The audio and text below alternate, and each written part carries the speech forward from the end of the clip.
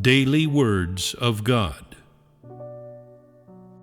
After the creation of mankind in the beginning, it was the Israelites who served as the basis of work, and the whole of Israel was the base of Jehovah's work on earth. The work of Jehovah was to directly lead and shepherd man through setting forth the laws so that man could live a normal life and worship Jehovah in a normal manner on earth.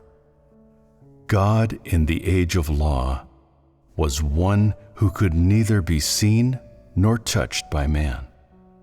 He was merely leading men first corrupted by Satan, and he was there to instruct and shepherd these men. So the words he spoke were only of statutes, ordinances, and common knowledge of living life as a man, and not at all of truths that supply the life of man. The Israelites under his leadership were not those deeply corrupted by Satan.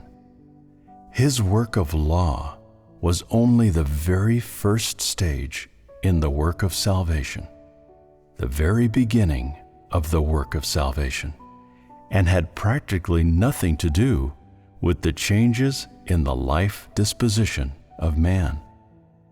Therefore, there was no need at the beginning of the work of salvation for him to assume a flesh for his work in Israel.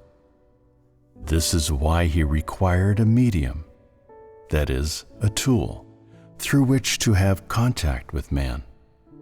Thus, there arose among created beings those who spoke and worked on behalf of Jehovah, and this is how the sons of man and prophets came to work among man.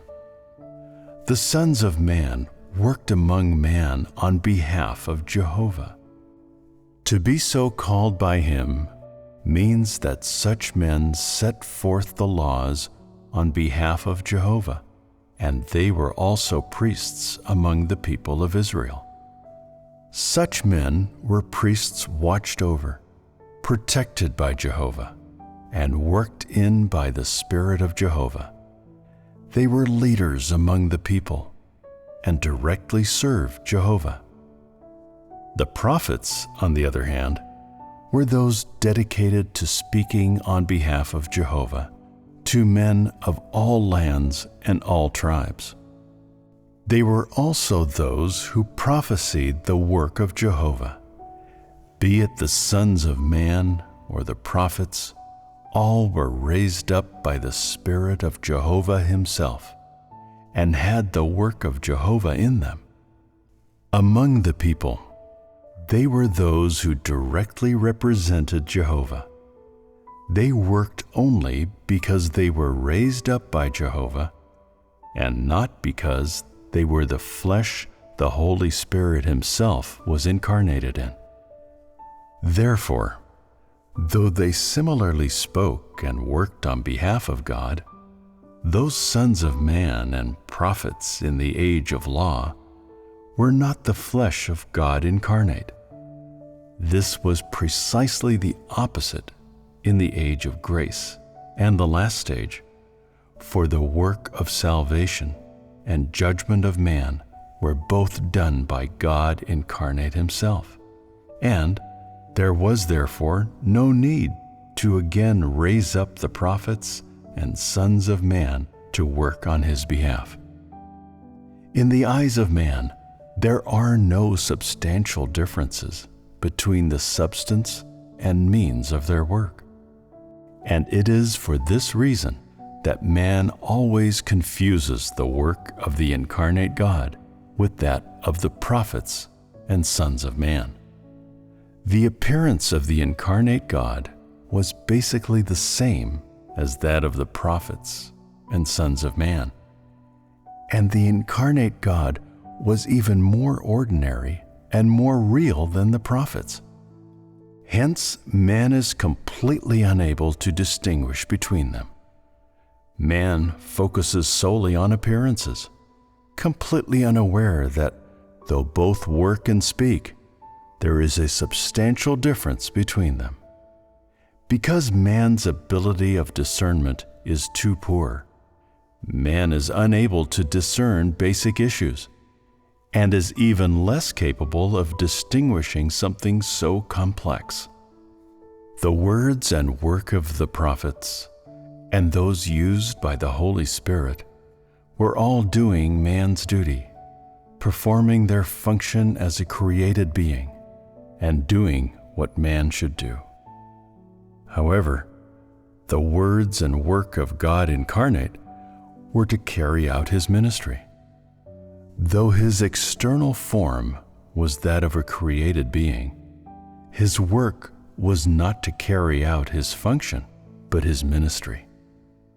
The term duty is used with regard to created beings, whereas ministry is used with regard to the flesh of God incarnate. There is an essential difference between the two, and the two are not interchangeable. The work of man is only to do his duty, whereas the work of God is to manage and to carry out his ministry. Therefore, though many apostles were used by the Holy Spirit, and many prophets were filled with him, their work and words were merely to do their duty as the created being.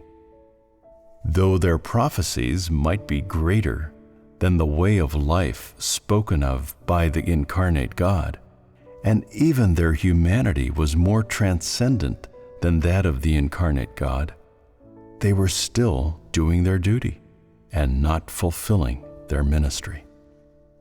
The duty of man refers to the function of man and is something attainable for man. However, the ministry carried out by the incarnate God is related to his management, and this is unattainable by man. Whether the incarnate God speaks, works, or manifests wonders, he is doing great work within his management, and such work cannot be done by man in his stead. The work of man is only to do his duty as a created being in a given stage of God's work of management. Without such management, that is, if the ministry of God incarnate is lost, so too is the duty of a created being. God's work in carrying out his ministry is to manage man, whereas man, doing his duty, is the performance of his own obligations to meet the demands of the Creator and can in no way be considered to be carrying out one's ministry. To the inherent essence of God, that is, Spirit, the work of God is his management. But to God incarnate, wearing the external form of a created being, his work is the carrying out of his ministry. Whatever work he does is to carry out his ministry, and man can only do his best within his scope of management and under his leadership.